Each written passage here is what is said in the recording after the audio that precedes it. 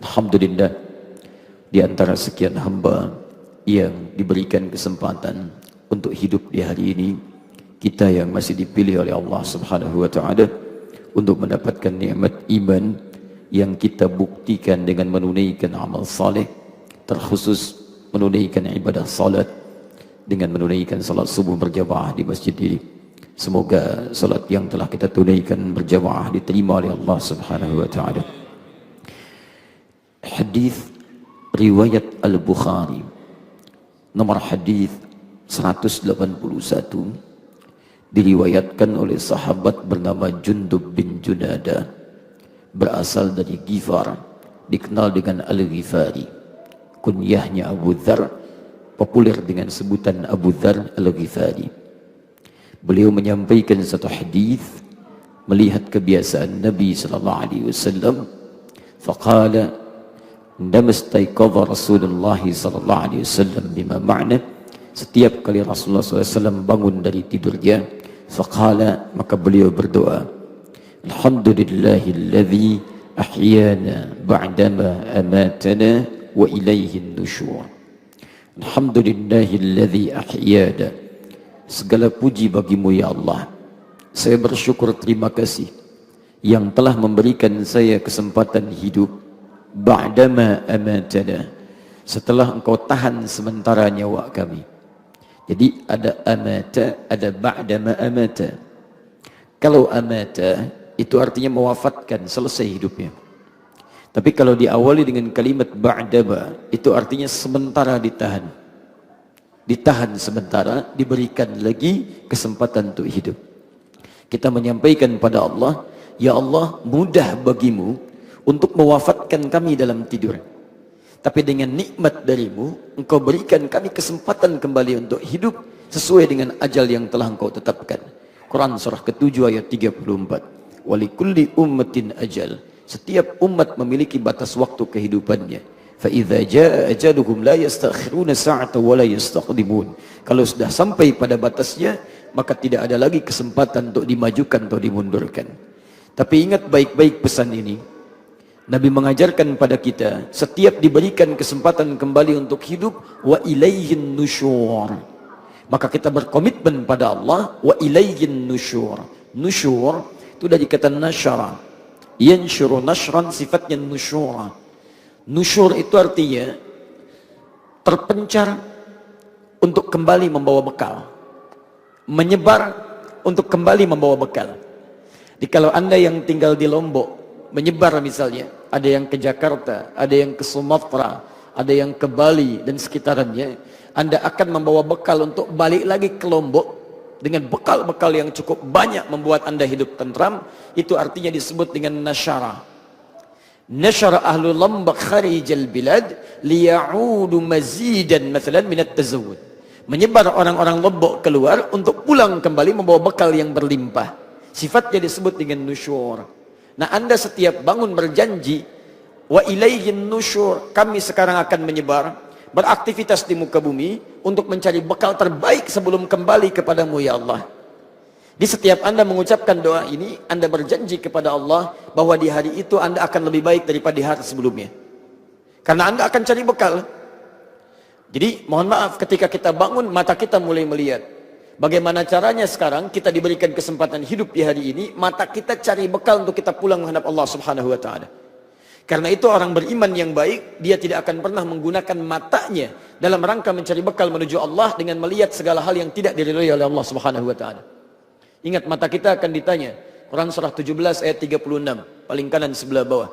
Wala takhfu ma laysa laka bihi ilm, innas sam'a wal basara wal fuada kullu ulaika kana anhu mas'ula. Jangan ikuti segala hal yang tidak ada dasar pengetahuannya. Karena pendengaran, penglihatan, dan apa yang kita fikirkan akan ditanya oleh Allah Subhanahu wa taala di akhirat kelak. Maka hari ini kita harus mulai hidup kita. Mata kita mesti bermanfaat, cari bekal yang baik lewat pandangan. Telinga kita dengar yang baik lewat pendengaran. Lisan kita cari bekal yang baik lewat perkataan sampai ke ujung kaki kita. Karena itu Anda tidak akan pernah temukan dalam kitab manapun yang mengatur tentang aktivitas hidup kita kecuali dalam Al-Quran, dari ujung kepala sampai ujung kaki. Ada seluruhnya. Alhamdulillah, subuh ini kita diberi kesempatan untuk menundukkan semua fisik kita dari ujung kepala sampai ujung kaki, dimulai dengan menunaikan salat. Saya mau berakhir dalam mukaddimah ini dengan memberikan ucapan selamat pada kita semua. Di antara sekian hamba yang hidup, kita yang diberikan kesempatan menunaikan salat subuh langsung berjamaah di rumah Allah ini. Ikhwas sekalian, bapak dan ibu, salat subuh itu di antara salat yang waktunya sangat diistimewakan dalam Al-Quran. Jadi semua salat, waktu salat dari mulai 5 waktu itu seluruhnya salatnya penting. Tapi ketika Allah menyebutkan rangkaian waktu yang 5 ini, Allah mengkhususkan salat subuh dengan keistimewaan tertentu dalam waktunya dibandingkan dengan waktu-waktu yang lainnya. Quran surah ke-17 Al-Isra ayat 78, paling kiri sebelah atas. Aqimis salata liduluki syamsi ila ghasaqil layli wa qur'anal fajr. Inna qur'anal fajri kana mashhuda. Perhatikan kalimatnya. Aqimis salata liduluki syamsi. Tunaikan salat dengan benar. Lihat cara menerjemahkannya ya. Tunaikan salat dengan benar sesuai dengan petunjuk aturannya. Ingat ada alif lam di sini. Hampir seluruh kalimat salat dalam Al-Quran yang bermakna ibadah itu menggunakan alif lam. Kalimat salat pertama Al-Baqarah ayat ketiga, paling kiri pertengahan. Alladzina yu'minuna bil ghaib wa yuqimunas salat. Al-Baqarah 43, wa aqimus salat. 45, wasta'inu bis sabri was salat. 153, ya ayyuhalladzina amanu ista'inu bis sabri was salat. Quran surah 11 ayat 114, aqimis salat tarafain nahar. Quran surah 17 ayat ke-78, aqimis salat. Quran surah 29 ayat ke-45, utlu ma uhya ilaika minal kitab wa aqimis salat. Quran surah keempat ayat 103, fa idza qadaitumus salat. As-salat. Setiap yang menggunakan alif lam dalam kaidah bahasa Arab di ilmu nahwu, la alif lam itu ma'rifah. Ma'rifah menunjuk pada sesuatu yang khusus. Ada aturannya, ada ketentuannya. Jika alif lamnya dibuang, maka menjadi nakirah, umum, bebas. Lihat, kalau kalimat salat dalam Quran yang bermakna ibadah tanpa menggunakan alif lam, salat itu artinya Anda bebas menunaikannya. Mau cepat, mau lambat, mau khusyuk, mau tidak, yang penting salat. Tapi ketika kalimatnya menggunakan alif lam, as-salat, artinya tunaikan salat sesuai dengan aturannya. Tidak boleh sembarangan, tidak semau Anda. Ada seorang sahabat di awal masa Islam, namanya Khalad bin Rafi' Az-Zuraiqi. Kisahnya terekam dalam hadis riwayat Al-Bukhari, nomor hadis 744, disebutkan oleh Imam Muslim di hadis Muslim nomor hadis 397. Anda boleh buka kitab misalnya Subulus Salam, yang paling dasar dalam kaidah fiqih, syarah dari Bulughul Maram, ya, Subulus Salam karya Imam As-San'ani. Anda buka jilid yang kedua, halaman 34 sampai 35, paragraf yang kedua paling kanan di pertengahan. Dikisahkan Khalad bin Rafi' Az-Zuraiqi ja'a rajulun ila Nabi sallallahu alaihi wasallam bima ma'na. Datang seorang lelaki Khalad ini pada Nabi sallallahu alaihi wasallam. Fadakhala ila al-Masjid an-Nabawi. Dia masuk ke Masjid Nabi. Fa shalla bi jambin Nabi sallallahu alaihi wasallam. Kemudian salat di samping Nabi sallallahu alaihi wasallam, wan nabiyyu fi nahiyatin ukhra min al-masjid. Nabi di sisi yang lain. Jadi dia salat di sini, Nabi sisi yang lain. Tayyib. Falamma sallama yaminan wa syamala, tatkala selesai salatnya salam ke kanan dan ke kiri, atan nabiyya sallallahu alaihi wasallam. Dia mendatangi Nabi sallallahu alaihi wasallam, faqala assalamu alayka ya Rasulullah. Dia katakan assalamu alayka ya Rasulullah. Faqala lahu an-nabiy sallallahu alaihi wasallam, maka Nabi sallallahu alaihi wasallam berkata kepada orang ini, "Alaikassalam wa rahmatullah. Salli irji' salli fa innaka lam tusalli." Waalaikumsalam warahmatullah. Balik lagi salat karena Anda belum salat. Padahal sudah salam. Fa'ada salatahu 3 marwat. Maka dia mengulang salatnya sampai 3 kali. Thumma atan nabiyya faqala lahu mithla ma kan. Kemudian dia datangi Nabi lagi, Nabi mengatakan kalimat serupa. Balik lagi salat karena Anda belum salat. Faqala ya Rasulullah ma uhsinu ghairah. Maka dia berkata, ya Rasulullah, saya tidak bisa lebih baik daripada apa yang telah saya tunaikan tadi. Alimni, tolong ajarkan saya. Ajarkan saya. Rupanya orang ini salat Salatnya dimulai dengan kalimat-kalimat, bacaan-bacaan, dan gerakan-gerakan yang belum sempurna belajarnya. Asal salat saja. Belum belajar dengan sempurna. Dia katakan, alimni, tolong ajarkan saya. Faqala lahu an-nabiy sallallahu alaihi wasallam. Maka Nabi sallallahu alaihi wasallam berkata pada orang ini, perhatikan kalimatnya. Idza qumta ila shalah. Kalau kamu salatnya ingin sempurna, asbighul wudu, sempurnakan dulu wudu. Begini caranya. Diajarkan oleh Nabi. Awas, ini menunjukkan kata para ulama, benar tidaknya wudu seseorang, ini menunjukkan kebenaran salatnya. Jika wudunya sudah berantakan, pasti salatnya tidak akan maksimal. Orang yang tidak benar wudunya, kata para ulama hadis lewat hadis ini akan berdampak pada tidak benar salatnya. Karena itu ketika Allah menyebutkan ayat wudu, Allah sandingkan pembukanya dengan kalimat salat. Quran surah kelima Al-Maidah ayat yang ke-6, paling kiri sebelah atas. Ketika Anda diminta wudu, salatnya dulu disebutkan.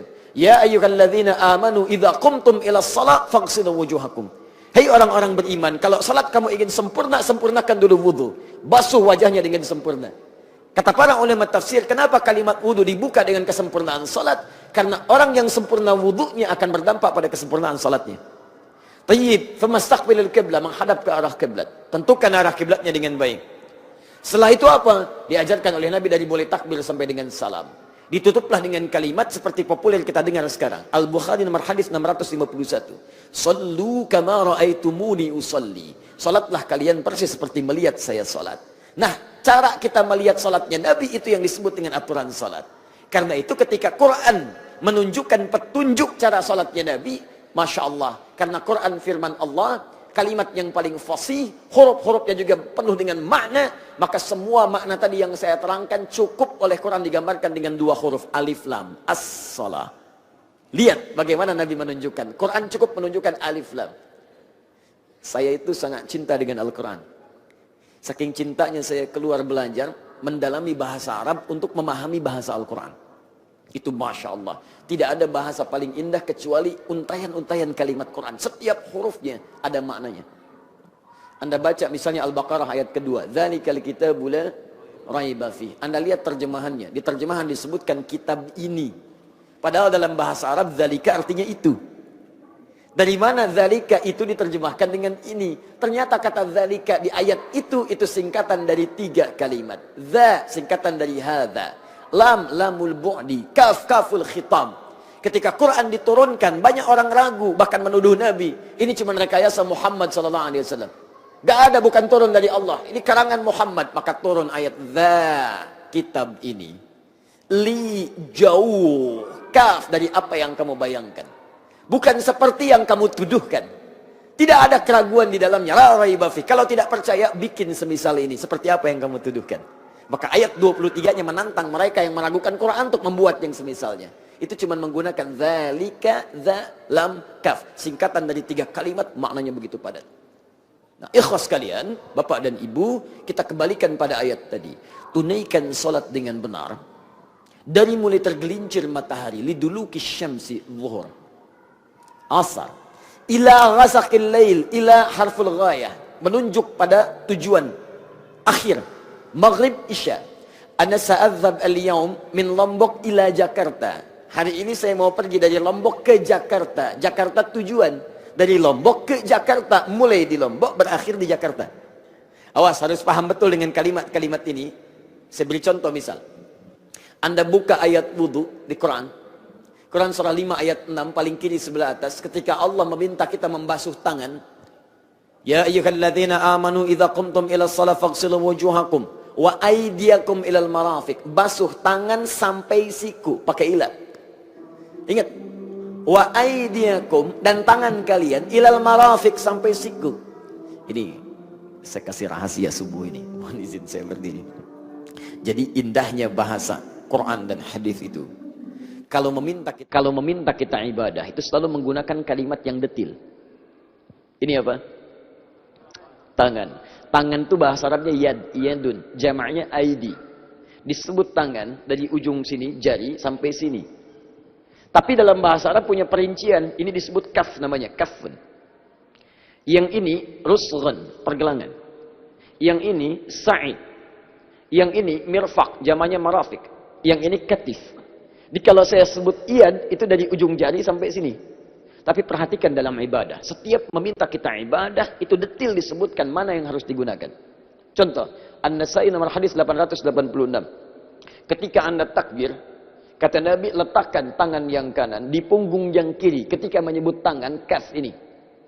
Jadi yang ini telapak bertemu dengan telapak, seperti ini. Dengan punggung. Ya. Dan langsung, fawada'a, fa itu huruf cepat, harfu atfin. Ya, yarbitu baina syai'aini bila hudud. Huruf perangkai di antara dua peristiwa tanpa jeda. Jadi begitu takbir langsung letakkan telapak kanan bertemu dengan ini punggung. Atau ini pergelangan bertemu dengan pergelangan. Jadi begitu takbir Allahu Akbar begini. Tidak usah diukur dulu. Allah ya, ukuran. Langsung. Sa'id ini. Tapi ketika wudu, lihat baik-baik, tangan sampai siku, marafik jamak dari mirfaq. Jadi kalau kita runut kepada makna ayatnya, maaf ya, saya tidak bermaksud menyalahkan, tapi mengembalikan kepada makna asal.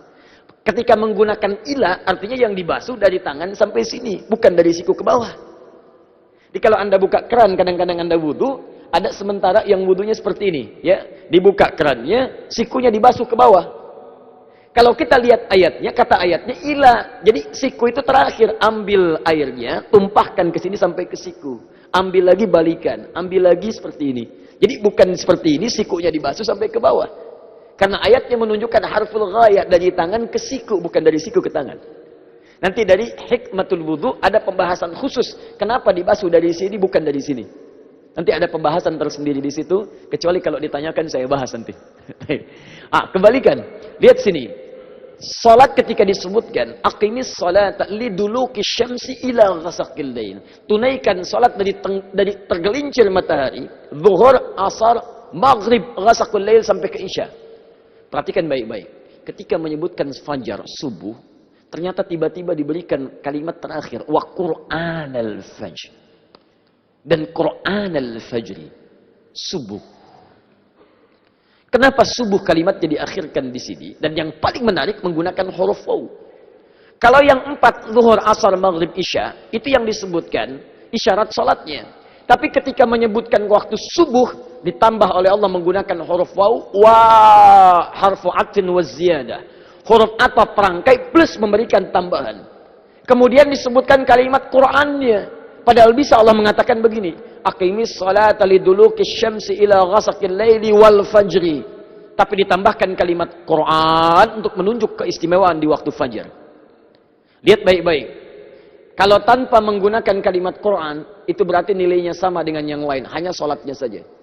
Tapi ketika ditambah dengan kalimat Quran, Quran al-fajri, di dalam Al-Quran ada dua jenis kata Quran. Ada yang menggunakan alif lam, ada yang tidak menggunakan kata alif lam. Kalau yang menggunakan alif lam, contoh, Quran surah kedua Al-Baqarah, ayat 185, paling kiri pertengahan. Syahrul Ramadan alladzi unzila fihil Quran. Ada alif lamnya. Itu artinya, kalamullah al-munazzal ala Rasulullah sallallahu alaihi wasallam, firman Allah yang diturunkan pada Rasulullah sallallahu alaihi wasallam, dari Al-Fatihah sampai An-Nas, menggunakan alif lam. Tapi kalau tidak menggunakan alif lam, Quran, itu artinya semua jenis bacaan yang mampu dibacakan. Al-Qurannya, doanya, istighfarnya, kalimat thayyibahnya. Semua bacaan yang kita mohonkan kepada Allah, itu disebut secara umum kalimatnya dengan satu kata, Quran.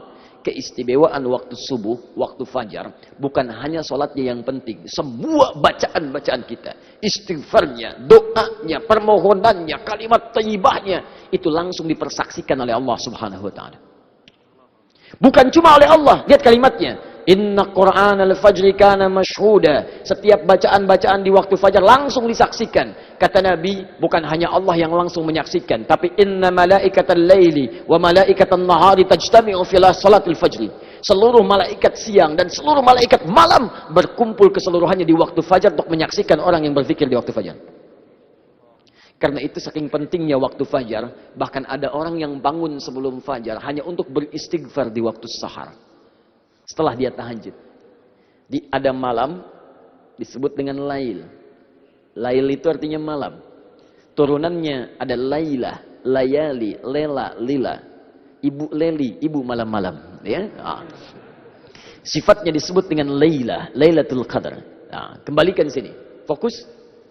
Lail malam, dari ba'da isya malam sampai ke fajar. Nah, jeda antara fajar dengan malam sekitar 30 menit. Kalau sekarang di Lombok 4.51, sekitar 30 menit ya. Kisaran misalnya 4.20 atau 4.30. Itu disebut dengan sahar namanya. Waktu singkat menjelang fajar. Jamaknya disebut dengan asharun. Asharun. Di Quran ada rahasia besar.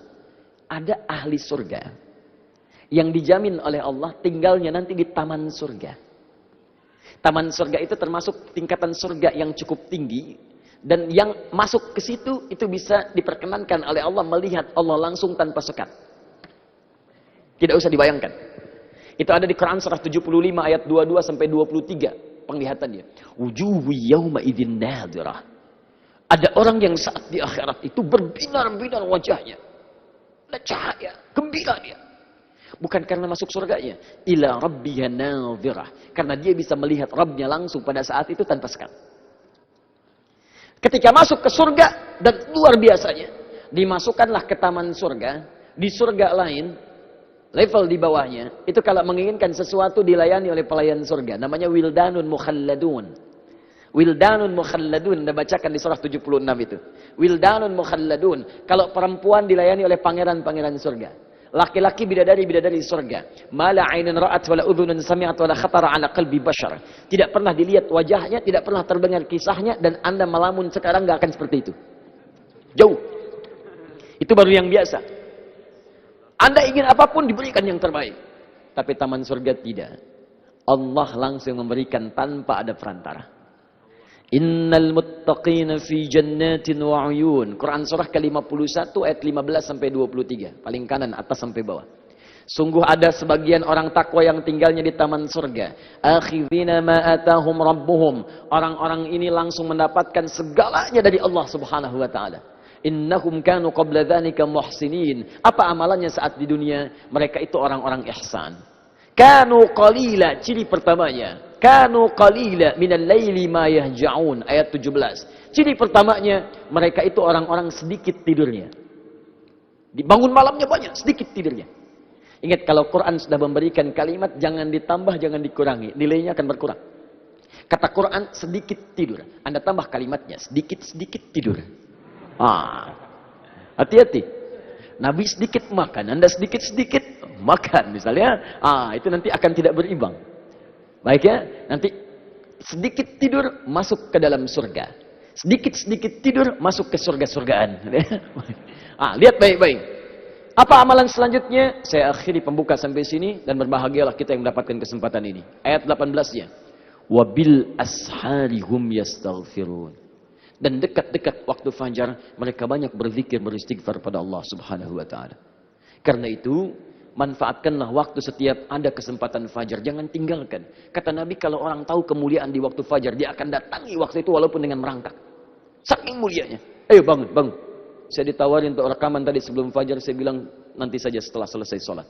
Ya, karena ada kesempatan yang tidak mungkin saya dapati lagi untuk hari esok. Saya diberikan waktu sekarang bukan untuk hidup di hari esok. Karena belum tentu esok hidup. Kalau Allah tidak berkehendak. Karena itu syukurilah pada Allah Subhanahu wa taala. Hari ini kita dipilih menunaikan salat langsung di sini dengan fajarnya, dengan i'tikafnya, dengan segalanya. Perhatikan, di antara sekian hamba yang hidup dan bertadaffuq banyak menyebar, kita yang terpilih. Maka pertahankan iman itu, semoga Allah menerima amalan kita insyaallah.